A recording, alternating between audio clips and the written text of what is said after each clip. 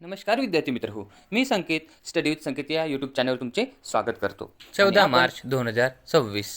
पूर्ण चालू घडामोडी अगदी सोप्या भाषेत बघणार आहोत, जे तुमच्या परीक्षेसाठी अत्यंत महत्त्वाचे ठरणार आहे. चला तर मग वेळ वाया न घालवता सुरू करूया आपण आपला प्रश्न क्रमांक पहिला. 2026 मधील पहिल्या राष्ट्रीय लोक अदालतचे आयोजन केव्हा करण्यात आले आहे?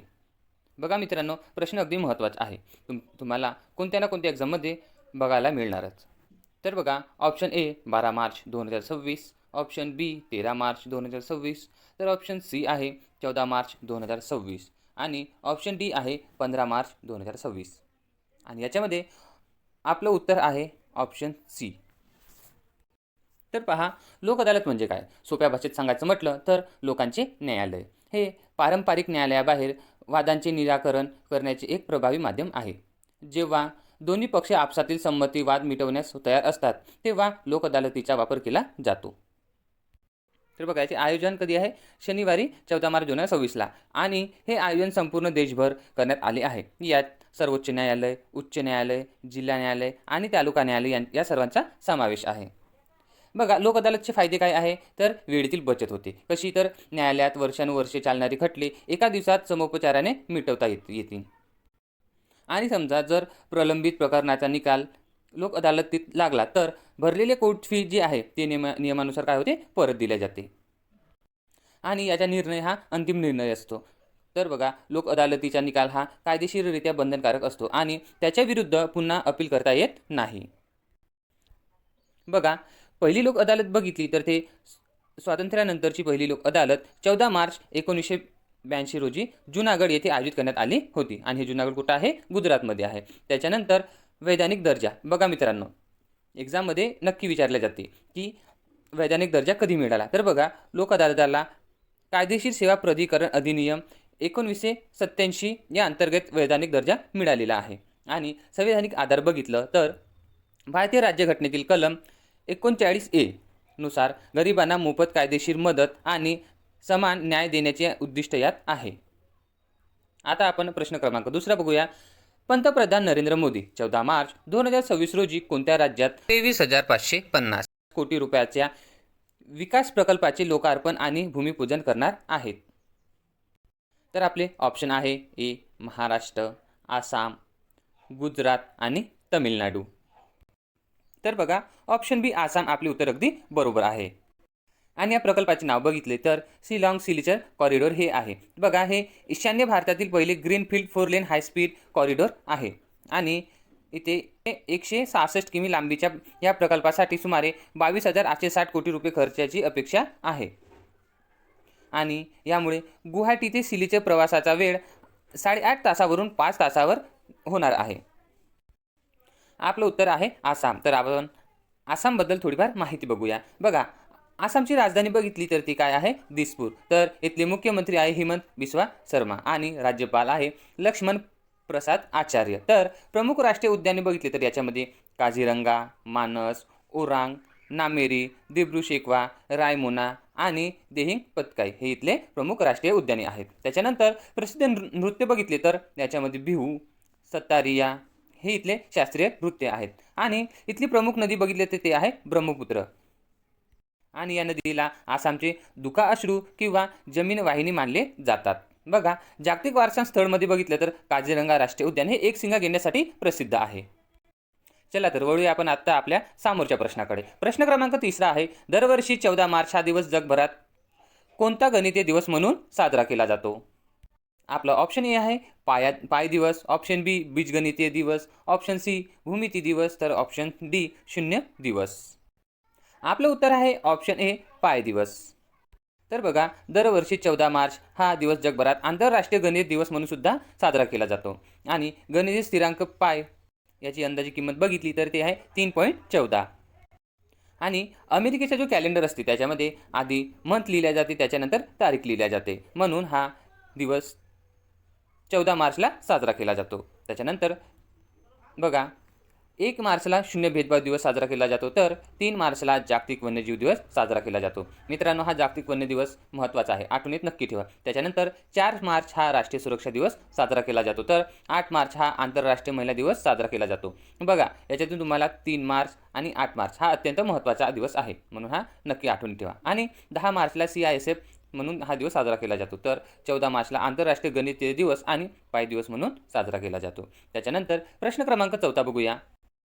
14 मार्च 2026 रोजी मुंबईतील जिओ वर्ल्ड कन्व्हेन्शन सेंटरमध्ये कोणत्या जागतिक शिखर परिषदेचे आयोजन करण्यात आले आहे? आपल्याकडे ऑप्शन ए आहे जागतिक आरोग्य परिषद, ऑप्शन बी आहे ग्लोबल वेल्थ समिट, तर ऑप्शन सी आहे जागतिक हवामान परिषद, तर ऑप्शन डी आहे स्टार्टअप इंडिया समिट. तर आपलं उत्तर काय होणार? ऑप्शन बी ग्लोबल वेल्थ समिट 2026. या समिटचे मुख्य उद्देश बघितले तर या परिषदेचा मुख्य उद्देश आहे जागतिक स्तरावरील गुंतवणूकदारांना भारताकडे आकर्षित करणे आणि व्यापाऱ्यांच्या नवीन संधी शोधणे. आणि याच्यामध्ये स्टार्टअप, तंत्रज्ञान आणि विश्वात विकास या विषयांवर विशेष चर्चा होणार आहे. तर पहा, जिओ वर्ल्ड कन्व्हेन्शन सेंटरबद्दल बघितले तर हे मुंबईत बांद्रा कुर्ला कॉम्प्लेक्स येथे स्थित आहे आणि हे भारतातील सर्वात मोठे आणि आधुनिक कन्व्हेन्शन सेंटर आहे. बघा, मुंबईला भारताची आर्थिक राजधानी म्हटले जाते. आणि बघा, महत्त्वाचे स्थान बघितले तर RBI, SEBI, NSE आणि BSE यांचे मुख्यालय मुंबईमध्ये आहे आणि आपल्याला भरपूरशा वेळी मुख्यालय हे विचारल्या जातात. तर बघा, मुंबई हे प्रामुख्याने 7 बेटांनी मिळून बनलेले एक शहर आहे. याचे 7 बेट कोणते आहे? कुलाबा, वरळी, माहीम, मजगाव, परळ, छोटा कुलाब आणि मुंबई असे हे 7 द्वीप म्हणून हे मुंबई शहर बनलेले आहे. बघा, मुंबईचे जुने नाव बॉम्बे होते आणि 1995 मध्ये अधिकृतपणे नाव बदलून मुंबई करण्यात आले. बघा, पहिली रेल्वे बघितली तर ते 13 मार्च 1853 रोजी भारतातील पहिली रेल्वे मुंबई ते ठाणे दरम्यान धावली होती. चला, त्याच्यानंतर प्रश्न क्रमांक 5 बघूया. राष्ट्रीय नदीकृत दिवस कधी साजरा केला जातो? ऑप्शन ए आहे 13 मार्च, ऑप्शन बी आहे 14 मार्च, तर ऑप्शन सी आहे 15 मार्च आणि ऑप्शन डी आहे 16 मार्च. तर बघा, हा दिवस दरवर्षी 14 मार्चला साजरा केला जातो. पहा, नद्यांचे महत्त्व अधोरेखित करणे आणि त्यांच्या सर्वसाधारणासाठी जनजागृती करणे हा याचा उद्देश आहे. नद्यांच्या प्रवाहातील अडथळे जसे की मोठे धरणाचे दुष्परिणाम आणि जलप्रदूषण यावर चर्चा करणे, तर मानवी जीवनातील नद्यांचे योगदान आणि त्याच्या शाश्वत व्यवस्थापनासाठी जगभरातील लोकांना एकत्रित आणणे हा याचा उद्देश आहे. बघा, नद्यांसाठी कृती दिनाची पहिली बैठक कधी झाली? तर मार्च 1997 मध्ये ब्राझीलमधील क्युबारेटी येथे धरणामुळे प्रभावित झालेल्या लोकांची पहिली आंतरराष्ट्रीय बैठक झाली होती. आणि भारताची सर्वात लांब नदी बघितली तर ती आहे गंगा. याची लांबी किती आहे? 2525. आणि महाराष्ट्राची जीवनवाहिनी नदी म्हटलं तर ते कोयना नदी आहे. तर दक्षिण गंगा म्हणून गोदावरी या नदीला ओळखल्या जाते आणि ही महाराष्ट्रातील काय आहे? सर्वात लांब नदी आहे. भारतातील नद्या जोडप प्रकल्प ही नदी जोडप प्रकल्प हा भारतातील महत्त्वाकांक्षी प्रकल्प आहे. तसेच नदी काठावरील काही शहर आहेत ते म्हटलं तर त्याच्यात एक आहे नाशिक, हे कोणत्या नदीच्या काठावर आहे? गोदावरी. तर पुणे हे मुळा मुठा नदीच्या काठावर आहे. तर कोल्हापूर हे पंचगंगा या नदीच्या काठावर आहे. चला, तर मग आता आपण प्रश्न क्रमांक 6 बघूया. महाराष्ट्रातील कोणत्या शहरात green integrated data centre park स्थापन करण्यासाठी राज्य सरकारने नुकतेच मान्यता दिली आहे? ऑप्शन ए आहे पुणे, ऑप्शन बी आहे नागपूर, ऑप्शन सी आहे नवी मुंबई, तर ऑप्शन डी आहे छत्रपती संभाजीनगर. तर आपलं आन्सर आहे ऑप्शन सी नवी मुंबई. आणि मित्रांनो, तुम्हाला ज्या पण प्रश्नाचे उत्तर माहीत असते ते कमेंटमध्ये नक्की कळवा. ग्रीन इंटिग्रेटेड डेटा सेंटर म्हणजे काय असते? तर बघा, हे डेटा सेंटर पूर्णपणे नूतनीकरण क्षमतेच्या ऊर्जा स्रोतावर चालणारे असते. हे डेटा सेंटर पूर्णपणे नूतनीकरण क्षमता ऊर्जा स्रोतावर चालणारे असतात. पारंपरिक डेटा सेंटर मोठ्या प्रमाणात वीज वापरतात, परंतु ग्रीन मॉडेलमध्ये सौर ऊर्जा किंवा पवन ऊर्जेचा वापर करून पर्यावरणाचे रक्षण करण्याबाबत भर दिला जातो. तर बघा विद्यार्थी मित्रांनो, गुंतवणूक बघितली तर या प्रकल्पासाठी सुमारे 30,000 कोटी रुपयाची गुंतवणूक केली जाणार आहे. आणि भागीदार बघितली तर महाराष्ट्र सरकार आणि लोढा ग्रुप यांच्यात या संदर्भात सामंजस्य करार झालेला आहे. आणि मुंबई महानगर क्षेत्रात असे एकूण 3 डेटा सेंटर पार्क उभारण्याचे सरकारचे उद्देश आहे. बघा, भारताची डेटा राजधानी बघितली तर मुंबई आणि नवी मुंबई यांना भारताची डेटा सेंटर राजधानी म्हटले जाते. याचे कारण काय आहे? तर बघा, समुद्राखालून येणाऱ्या केबल्स मुंबईत येतात, ज्याच्यामुळे हाय स्पीड इंटरनेट कनेक्टिव्हिटी मिळते. पहिले हायपर स्केल डेटा सेंटर हे नवी मुंबईतील पनवेल येथे योटा NM1 हे आशियातील सर्वात मोठ्या डेटा सेंटरपैकी एक आहे आणि भारतातील पहिले डेटा सेंटर बघितले तर ते टाटा कम्युनिकेशन सेंटर हे आहे आणि हे कुठे आहे? मुंबई येथे आहे. बघा, जगातील सर्वात मोठे डेटा सेंटर बघितले तर ते कोणते आहे? सिटाडेल. तर हे आहे नोवाडा आणि हे नोवाडा कुठे आहे? अमेरिकेमध्ये आहे. बघा, प्रश्न क्रमांक 7 आहे. अलीकडेच कोणत्या मंत्रालयाने जल जीवन मिशनचे कालावधी 2028 पर्यंत वाढवण्यास मंजुरी दिली आहे? आपलं ऑप्शन ए आहे कृषी मंत्रालय, जलशक्ती मंत्रालय, गृह मंत्रालय आणि अर्थ मंत्रालय. तर बघा, याच्यामधून आपलं उत्तर काय राहणार आहे? ऑप्शन बी, जलशक्ती मंत्रालय. तर बघा विद्यार्थी मित्र हो, पंतप्रधान नरेंद्र मोदी यांच्या अध्यक्षतेखाली केंद्र मंत्रिमंडळाने जलशक्ती मंत्रालयाच्या जल जीवन मिशनचा कालावधी डिसेंबर 2028 पर्यंत वाढवण्याचा प्रस्ताव अलीकडे मंजूर केलेला आहे. आणि बघा, सुजलम भारत, तर हे काय आहे? याच्या अंतर्गत एक राष्ट्रीय डिजिटल फ्रेमवर्क तयार केले जाईल, ज्याच्यामध्ये प्रत्येक गावाला काय केलं जाईल? एक युनिक सुजल गाव ID दिली जाईल आणि याच्यामध्ये ग्रामपंचायतीचा सहभाग असणार आहे. जसे की जल अर्पण उपक्रमाद्वारे पाणी पुरवठा योजनेचे व्यवस्थापन आणि देखरेख करण्यासाठी ग्रामपंचायतीला झाला आहे? अधिक अधिकार दिले जातील. तर विद्यार्थी मित्र, ह्या अशा काही योजना आहे ज्यांचे कालावधी वाढवलेले आहे. याच्यामध्ये आहे प्रधानमंत्री आवास योजना. ही ग्रामीण मार्च 1929 पर्यंत सर्वांना हक्काचे पक्के घर उपलब्ध करून देणे, याच्यासाठी याचे हे कालावधी वाढवला आहे आणि याच्यामध्ये नवीन 2 कोटी घरांचे उद्दिष्ट जोडण्यात आलेले आहे. तसेच प्रधानमंत्री गरीब कल्याण अन्न योजना हे डिसेंबर 2028 पर्यंत वाढवलेले आहे. याच्यामध्ये 80 कोटीहून अधिक नागरिकांना दरमहा 5 किलो मोफत धान्य दिले जाते. त्याच्यानंतर आयुष्यमान भारत याची विस्तार 2028 ते 29 पर्यंत केले आहे आणि याच्यात 70 वर्षावरील सर्व ज्येष्ठ नागरिकांना 5 लाखापर्यंत मोफत उपचार दिला जातो. तसेच बघा, फेम इंडिया हे 2026-27 पर्यंत वाढवले आहे. याच्यामध्ये इलेक्ट्रिक वाहनांच्या खरेदीवर सबसिडी देऊन प्रदूषणावर नियंत्रण मिळवणे हा याचा उद्देश आहे. ब्लू खबरी हे काय आहे? नॅशनल क्लीन एअर प्रोग्राम आहे आणि याची कालावधी बघितली तर 2026 पर्यंत आहे. त्याच्यानंतर प्रश्न क्रमांक 8 आहे. भारतीय रेल्वेने कोणत्या 2 हाय डिसेंटी मार्गावर कवच 4.0 या सुरक्षित प्रणालीचे यशस्वी कार्यान्वयन पूर्ण केलेले आहे?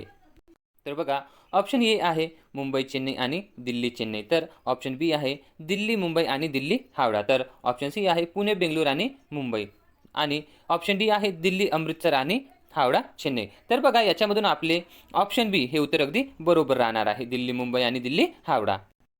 बघा, आता कवच 4.0 मध्ये सुधारणा करण्यात आली आहे. या नवीन आवृत्तीमध्ये डोंगराळ भाग, बोगदे आणि खराब हवामानातही प्रभावीपणे काम करण्याची क्षमता आहे. यात सॅटेलाईट आधारित कम्युनिकेशन अधिक चांगल्याने वापर केला जात आहे. बघा, याचे उद्देश काय आहे? तर कवच ही भारताची स्वदेशी विकसित केलेली स्वयंचलित रेल्वे संरक्षण प्रणाली आहे. ही प्रणाली ट्रेनला लाल सिग्नल ओलांडण्यापासून रोखते आणि समोर दुसरे इंजिन येत असल्यास स्वयंचलित ब्रेक लावून टक्कर टाळते. हे याचे मुख्य उद्देश आहे. आणि जे आपले केंद्रीय रेल मंत्री आहेत अश्विनी वैष्णव यांनी स्वतः सवाई माधोपूर ते सुमेरगंज मंडी दरम्यान या प्रणालीची चाचणी घेतली होती.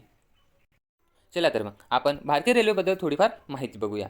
पहिली रेल्वे कधी चालली तर ते भारतातील पहिली रेल्वे प्रवासी रेल्वे 16 एप्रिल 1853 रोजी धावली आणि हे मुंबई ते ठाणे या रूटवर चालून 34 किलोमीटरचा प्रवास केला. आणि या ट्रेनला साहिब, सिंध, सुलतान ही 3 इंजिने होती. बघा, पहिली इलेक्ट्रिक ट्रेन हे 3 फेब्रुवारी 1925 रोजी डेक्कन क्वीन या मुंबई ते कुर्ले दरम्यान धावली होती. रेल्वे प्रशासनाबद्दल बघितले तर याचे मुख्यालय आहे नवी दिल्ली आणि रेल्वे झोन बघितले तर सध्या भारतातील रेल्वे झोन 19 झोन आहेत आणि 68 विभाग आहेत. रेल्वेचे शुभंकर बघितले तर ते काय आहे? भोलू. आणि हा भोलू काय आहे? हा एक हत्ती आहे. बघा, प्रश्न महत्त्वाचा आहे हा. रेल्वे बोर्डच्या पहिल्या महिला अध्यक्ष कोणत्या आहे? जया वर्मा सिन्हा. त्याच्यानंतर प्रश्न क्रमांक 9 आहे. ऑस्कर अवॉर्ड सोहळा 2026 मध्ये ऑस्कर सादर करण्याची जबाबदारी कोणत्या भारतीय अभिनेत्रीला मिळालेली आहे? तर याच्यामध्ये आपले उत्तर काय ठरणार आहे? ऑप्शन बी, प्रियंका चोप्रा. ज्याप्रमाणे भारतातील फिल्म जगतचा सर्वात मोठा पुरस्कार दादासाहेब फाल्के असतो, तसाच पूर्ण जगामध्ये ऑस्कर अवॉर्ड हा सर्वात मोठा असतो. आणि बघा, प्रियंका चोप्राने याआधी जागतिक स्तरावर भारताचे प्रतिनिधित्व केले आहे आणि ऑस्करच्या मंचावर प्रेझेंटेटर म्हणून ज्याने ही भारतासाठी अभिमानाची गोष्ट आहे. याची स्थापना बघितली तर ते 1927 मध्ये झाली आणि पहिला सोहळा 1929मध्ये झाला होता. याचे आयोजन कोण करते तर ते आहे academy of motion picture arts and science, हे याचे आयोजन करते. तर बघा पहिली भारतीय विजेता बघितली तर ती आहे भानू अथय्या आणि यांना कशासाठी मिळाला होता तर गांधी चित्रपटातील वेशभूषेसाठी यांना हा ऑस्कर मिळालेला होता. याच्यानंतर जीवनगौरव ऑस्कर हा 1929मध्ये सत्यजित रे यांना हा पुरस्कार मिळाला होता. त्याच्यानंतर नुकतेच यश 2023मध्ये मिळाले आणि हे कोणाला आहे RRR, हे RRB झालं आहे, हे आहे RRR. चित्रपटातील नाटू नाटू या गाण्याला सर्वोत्कृष्ट मूळ गाण्याचा आणि द एलिफंट विस्पर्स याला सर्वोत्कृष्ट लघु नाटकाचा ऑस्कर मिळाला होता. त्याच्यानंतर प्रश्न क्रमांक 10 आहे. मार्च 2026मध्ये कोणत्या भारतीय राज्याने आपल्या राज्यात समान नागरिक कायदा पूर्णपणे लागू करण्याची अधिकृत घोषणा केली आहे? याच्यामध्ये ऑप्शन ए आहे उत्तराखंड, तर ऑप्शन बी आहे गुजरात, ऑप्शन सी आहे गोवा आणि ऑप्शन डी काय आहे महाराष्ट्र. तर याच्यामधून आपलं उत्तर ऑप्शन ए उत्तराखंड अगदी बरोबर आहे. बघा उत्तराखंडने 27 जानेवारी 2025 रोजीच हा कायदा लागू केला होता, पण नुकताच 27 जानेवारी 2026 रोजी या कायद्याच्या अंमलबजावणीला 1 वर्ष पूर्ण झाल्याबद्दल राज्यात UCC दिवस साजरा करण्यात आला होता. तसेच 2026मधील काही बदल केले आहे. मार्च 2026च्या सुमारास उत्तराखंड सरकारने समान नागरिक कायदा अध्यादेश 2026 लागू केला आहे. या अध्यादेशाद्वारे कायद्यातील प्रक्रियात्मक आणि प्रशासकीय बाबी अधिक सुलभ करण्यात आल्या आहेत. याची राजधानी बघितली तर ते आहे देहरादून, हे काय आहे हिवाळी राजधानी. तर उन्हाळी राजधानी बघितली तर ते आहे गैरसेन. याच्यानंतर याचे मुख्यमंत्री आहे पुष्कर सिंग धामी, तर राज्यपाल लेफ्टनंट जनरल गुरमीत सिंग हे आहेत. बघा इथले प्रमुख राष्ट्रीय उद्यान बघितले तर ते आहे Jim Corbett, Gangotri, Rajaji, Nanda Devi, valley of flowers आणि गोविंद पशु विहार. तर इथले प्रसिद्ध नृत्य बघितले तर ते आहे छोलिया, जोरा, पांडव नृत्य. आणि इथले उत्सव, याच्यामध्ये कोणता उत्सव येते फुलदेई, हरेली, कुंभमेळा, हे इथले प्रमुख उत्सव आहे. बघा प्रमुख नद्यामध्ये गंगा, यमुना, अलकनंदा, भागीरथी ह्या नद्या आहेत. तर गंगा नदीचा उगम याच राज्यातून होते. बघा भारतातील पहिले राज्य उद्यान 1936मध्ये स्थापन झाले होते आणि ते हेली नॅशनल पार्क हे आहे, ज्याला आता आपण जिम कार्बेट नॅशनल पार्क नावाने ओळखले जाते. तर मित्रांनो हे होते आपले आजचे महत्त्वपूर्ण 10 प्रश्न. जर तुम्हाला क्लास आवडला असेल तर क्लासला लाईक आणि सबस्क्राईब नक्की करा. जय हिंद, जय महाराष्ट्र.